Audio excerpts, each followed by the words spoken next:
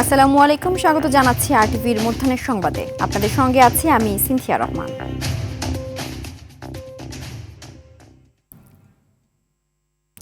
পদায়ন নিয়ে পেশাদারিত্বের সঙ্গে আপোষ করলে নিরপেক্ষতা ব্যাহত হয় জানিয়ে জনপ্রশাসনের প্রতিটি পদকে গুরুত্বপূর্ণ ভাবতে জেলা জনপ্রশাসনের কর্মকর্তাদের প্রতি আহ্বান জানিয়েছেন প্রধানমন্ত্রী তারেক রহমান।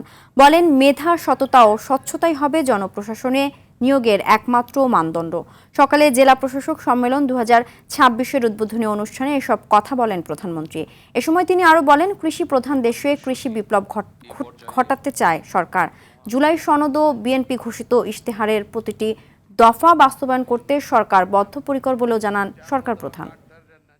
একইভাবে সরকার ভূমিহীন, জলাবদ্ধতা নিরসন ও সেচ ব্যবস্থার উন্নয়ন, লক্ষ্যমাত্রা অনুযায়ী বৃক্ষরোপণ ও সঠিকভাবে সেগুলো শুধুমাত্র পদোন্নতি কিংবা নিজেদের পছন্দের জায়গায় পোস্টিং এর জন্য পেশাদারিত্বের সঙ্গে আপোষ করলে সংশ্লিষ্ট কর্মকর্তারা সাময়িকভাবে হয়তো লাভবান হতে পারেন, তবে সেটি আমি ব্যক্তিগতভাবে যেটা মনে করি, তবে সেটি সার্বিকভাবে জনপ্রশাসনের দক্ষতা এবং নিরপেক্ষতার উপরে একটা নেতিবাচক প্রভাব ফেলে।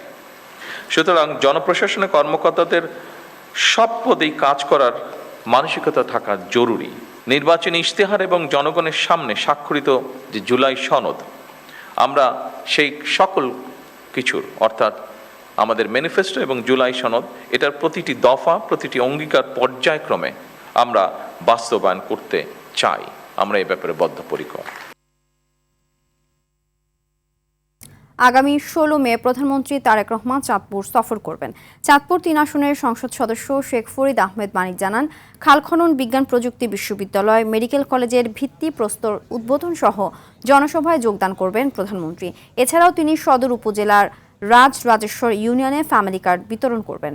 প্রধানমন্ত্রীর আগমনের প্রস্তুতি হিসাবে কর্মসূচির সম্ভাব্য বিভিন্ন ভেন্যু পরিদর্শন করেছেন শেখ ফরিদ আহমেদ মানিক সহ জেলা বিএনপির শীর্ষ নেতারা।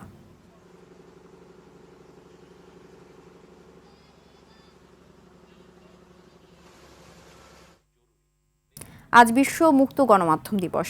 এবছর দিবসটির প্রতিপাদ্য হচ্ছে শান্তিপূর্ণ ভবিষ্যৎ গঠন, মানবাধিকার উন্নয়ন ও নিরাপত্তার জন্য সংবাদপত্রের স্বাধীনতার প্রসার। বিশ্বের অন্যান্য দেশের মতো বাংলাদেশেও বিভিন্ন কর্মসূচির মাধ্যমে দিবসটি পালন করা হয়ে থাকে। দেশের সাংবাদিকরা দিবসটি উপলক্ষে পেশাগত অধিকার ও মর্যাদা প্রতিষ্ঠা করতে বিভিন্ন কর্মসূচি পালন করেন। 1991 সালে ইউনেস্কোর 26তম সাধারণ অধিবেশনের সুপারিশ অনুযায়ী 1993 সালে জাতিসংঘের সাধারণ সভায় 3 মে দিনটিকে বিশ্ব মুক্ত গণমাধ্যম দিবসের স্বীকৃতি দেওয়া হয়। এরপর থেকে বিশ্বব্যাপী গণমাধ্যম কর্মীরা এই দিবসটি পালন করে আসছে। সিলেটের দক্ষিণ সুরমায় ট্রাক ও পিকআপের মুখোমুখি সংঘর্ষে 8 জনের মৃত্যু হয়েছে। ভোর 6টার দিকে ঢাকা সিলেট মহাসড়কের দক্ষিণ সুরমার তেলিবাজার ব্রিজের পাশে এ দুর্ঘটনা ঘটে। এতে ঘটনাস্থলেই কয়েকজনের মৃত্যু হয়। আহতদের উদ্ধার করে হাসপাতালে নেওয়া হলে চিকিৎসাধীন অবস্থায় মৃত্যু হয় আরও কয়েকজনের। সব মিলে এ দুর্ঘটনায় মৃতের সংখ্যা দাঁড়িয়েছে 8। নিহতদের মরদেহ সিলেট ওসমানী মেডিকেল কলেজ হাসপাতালে নেওয়া হয়েছে। এদিকে চাঁপাইনবাবগঞ্জের নাচল উপজেলায় ট্রাক, বাস ও মোটরসাইকেলের ত্রিমুখী সংঘর্ষে 2 মোটরসাইকেল আরোহী নিহত হয়েছেন। সকাল 6টার দিকে উপজেলার 3 নম্বর সদর ইউনিয়নের বেনিপুর মোড়ে এ দুর্ঘটনা ঘটে।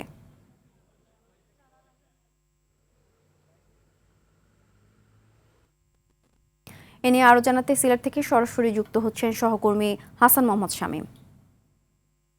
শামীম, নিহত সবার পরিচয় পাওয়া গেছে কিনা আর আহতদের অবস্থা কেমন দেখছেন, বিস্তারিত জানাবেন।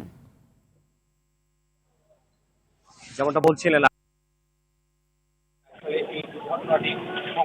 সংঘটিত হয় সিলেটের দক্ষিণ সুরমার তেলিবাজার যে এলাকাটি আছে এবং ঢাকা সিলেট মহাসড়কে একটি ট্রাক এবং পিকআপ ভ্যানের মুখোমুখি সংঘর্ষে ঘটনাস্থলেই 4 জন নিহত হন এবং হাসপাতালে নিয়ে আসার পর আরো 4 জন মারা যান। এবং এই যে 8 জন মারা গিয়েছেন তারা সবাই কিন্তু সুনামগঞ্জ এলাকার বাসিন্দা এবং তারা সিলেটের নানা জায়গাতেই বসবাস করতেন এবং সিলেটের যে আম্বরখানা এলাকাটি আছে সেই আম্বরখানা এলাকা থেকে তারা কাজের উদ্দেশ্যে, মূলত তারা নির্মাণ শ্রমিক এবং তারা কাজের উদ্দেশ্যে একটি ছোট পিকআপ ভ্যানে প্রায় 15 জনের মতো যারা ছিলেন মারা গেছেন তারা যাত্রা করেছিলেন এবং প্রতিমধ্যে তারা দুর্ঘটনায় সম্মুখীন হন এবং এই কারণেই আসলে গিয়েছেন। এবং আহতদের কথা আপনি জানতে চাইছিলেন যে যারা আশঙ্কাজনক অবস্থায়, এখনো পর্যন্ত আমরা এখানে আসার পরে সিলেট ওসমানী মেডিকেল কলেজ হাসপাতালে স্বজনদের সাথে কথা বলার পর জানতে পেরেছি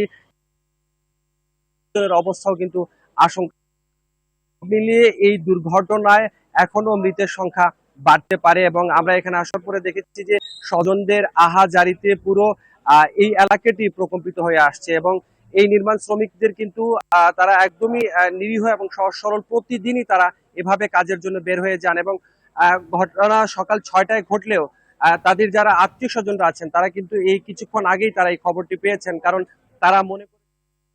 ধন্যবাদ। ভারী বৃষ্টি না হলেও পাহাড়ি ঢলে সুনামগঞ্জে প্রধান নদ নদীর পানি আবারও বাড়ছে। এতে ধান কাটা, মাড়াই ও শুকানো নিয়ে দুর্ভোগে পড়েছেন কৃষকরা। রোদের অভাবে ভেজা ধান শুকাতে না পারায় ধানে চারা গজিয়ে যাচ্ছে। আবহাওয়ার পূর্বাভাস অনুযায়ী সুনামগঞ্জের উজানে আজ থেকে আরও 4 দিন ভারী বৃষ্টির সম্ভাবনা রয়েছে। এতে নদ নদীর পানি বৃদ্ধি পেয়ে আগাম বন্যা সৃষ্টির আশঙ্কা রয়েছে। এদিকে কয়েকদিনের টানা ভারী বৃষ্টিতে তলিয়ে গেছে কিশোরগঞ্জের হাওর অঞ্চলের ফসলি জমি। নৌকায় করে কিংবা সাঁতরে সব ধান ঘরে তুলছেন ক্ষতিগ্রস্ত কৃষকরা।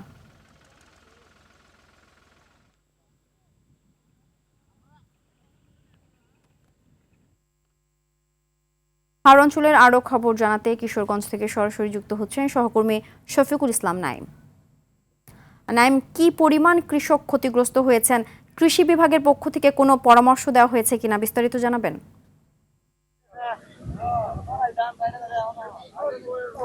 সিনথিয়া, ধন্যবাদ আপনাকে। আমি কিন্তু এখন দাঁড়িয়ে আছি যে কিশোরগঞ্জের অষ্টগ্রাম উপজেলার যে বড় হাওরটি রয়েছে সেই হাওরে। আমার আজ কিন্তু সকাল থেকেই আকাশে কিন্তু রোদ থাকায় কিন্তু কৃষকের মুখে আজ কিন্তু কিছুটা হাসি ফুটেছে। তারা কিন্তু সেই সকাল ভোর থেকে কিন্তু লোকজন নিয়ে এবং পরিবার সহ এসে কিন্তু তারা ধান কাটছে। আমার পিছনেই কিন্তু, আমি যদি আপনাকে একটু দেখাই, পিছনেই কিন্তু লোকজন তারা তাদের মতো করে সকাল থেকে ধান কাটছে। আমি আপনাকে যদি একটু জানিয়ে রাখি, গত কয়েকদিনের টানা অতি বৃষ্টি ও পাহাড়ি ঢলের প্রভাবে কিন্তু কিশোরগঞ্জের হাওর অঞ্চলের বোরো ধানের ব্যাপক ক্ষয়ক্ষতি হয়েছে। এতে করে কিশোরগঞ্জে এখন পর্যন্ত প্রায় 9,000 হেক্টর জমির ধান কিন্তু তলিয়ে গেছে। এর মধ্যে কিন্তু প্রায় কৃষি বিভাগ বলছে যে 32,000-এর বেশি কৃষক কিন্তু ক্ষতির মুখে পড়েছে। এর মধ্যে সবচেয়ে বেশি ক্ষতিগ্রস্ত হয়েছে এবং অষ্টগ্রাম উপজেলা। এদিকে কয়েকজন কৃষকের সাথে কিন্তু আমার কথা হয়েছে। তারা বলছেন যে একরের পর একর জমির ফসল হারিয়ে তারা এখন নিঃস্ব হয়েছে। কিছু ধান খেতে খলার মধ্যে রাখলেও বৃষ্টির কারণে শুকাতে পারছে না, যে কারণে ধান থেকে কিন্তু চারা গজিয়ে যাচ্ছে। এদিকে কৃষি বিভাগ জানিয়েছেন যে পরিস্থিতি মোকাবেলায় কিন্তু ধান কাটার জন্য কৃষকদের কিন্তু সর্বাত্মক সহযোগিতা করা হচ্ছে। এছাড়াও কিন্তু সরকারের পক্ষ থেকে কিন্তু কৃষকদেরকে একটি প্রণোদনার ব্যবস্থা করা হয়েছে, যা ইতিমধ্যে কিন্তু কৃষকদের তালিকা সম্পন্ন করছে। তো সিনথিয়া, কিশোরগঞ্জ হাওর থেকে এই ছিল আমার কাছে সর্বশেষ। ধন্যবাদ। 2 মাসের দীর্ঘ নিষেধাজ্ঞার পর নদীতে নামলেও আশানুরূপ ইলিশ পাচ্ছেন না শরীয়তপুরের জেলেরা। খরচ পরিমাণ টাকা না ওঠায় হতাশার কথা বলছেন তারা। এদিকে সরবরাহ কম থাকায় চড়া দরে বিক্রি হচ্ছে মাঝারি থেকে বড় আকারের ইলিশ। তবে নদীর পানি বাড়লে আশানুরূপ ইলিশ জালে ধরা পড়বে বলছে মৎস্য বিভাগ। ইলিশের আরও খবর জানাতে শরীয়তপুর থেকে সরাসরি যুক্ত হচ্ছেন সহকর্মী আসাদ গাজী। আসাদ, নিষেধাজ্ঞা শেষে আজ 3য় দিন, ঘাটে মাছ কেমন দেখছেন? দাম কিছুটা কমেছে কিনা বিস্তারিত জানাবেন। জি সিনথিয়া, আপনাকে ধন্যবাদ। আপনি যেমনটি বলছিলেন, সরকারের দেওয়া মার্চ এপ্রিল 2 মাস জাটকা ইলিশের অভিযান শেষ হয়েছে। তো পয়লা মে মধ্যরাত থেকে কিন্তু জেলেরা এই নদীতে নেমেছেন। আমি এই মুহূর্তে যে জায়গাটিতে রয়েছি সেটি হলো শরীয়তপুরের নৈরা উপজেলার ঐতিহ্য শতবর্ষী সেই পুরানো মাছঘাট। এখানে আসার আগে আমি কথা বলেছিলাম, যে সকাল থেকে এসে কথা বলেছিলাম জেলেদের সাথে।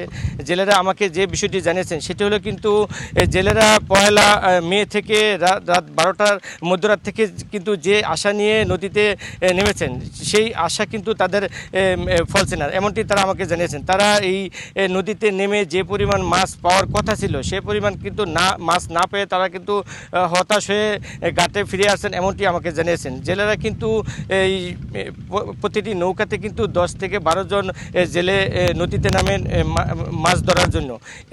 সেই সারা রাত নদীর চষে কিন্তু তারা মাছ না পেয়ে কিন্তু তারা 2-4টি ইলিশ সহ অন্যান্য কিছু মাছ নিয়ে কিন্তু তারা ঘাটে ফিরে আসেন, এমনটি তারা আমাকে জানিয়েছেন।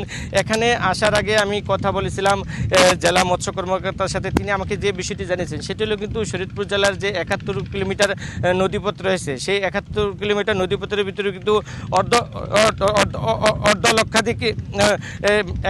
লক্ষাধিক জেলে নদীতে মাছ শিকার করে জীবিকা নির্বাহ করে থাকে। তার ভিতরে কিন্তু এখানে 33,000 জেলে সরাসরি মাছ শিকার করে তারা নদীতে জীবিকা নির্বাহ করে, এবং এদের ভিতরে কিন্তু 25,000 জেলেকে সরকারের যে নিবন্ধিত যে কার্ডধারী রয়েছে তাদেরকে কিন্তু সরকার সহযোগিতা করে থাকেন বলে আমাকে জানিয়েছেন। এবং এই যে মাছের যে অভিযান, এই অভিযান শেষ হলে কিন্তু যে জাটকা যে সংরক্ষণের যে অভিযান ছিল সেই অভিযান। আসাদ, আপনাকে ধন্যবাদ।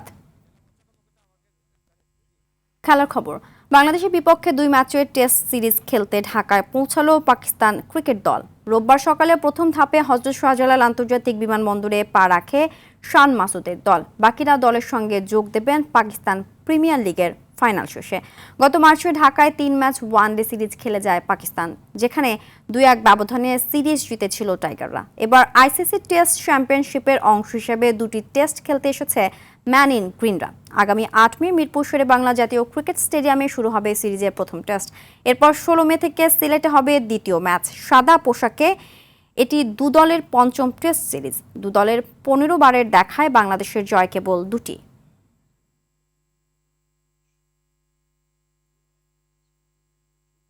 মধ্যাহ্নের সংবাদ এ পর্যন্তই। দুপুরের সংবাদ 2:45টায় দেখার আমন্ত্রণ রইল। ধন্যবাদ সবাইকে।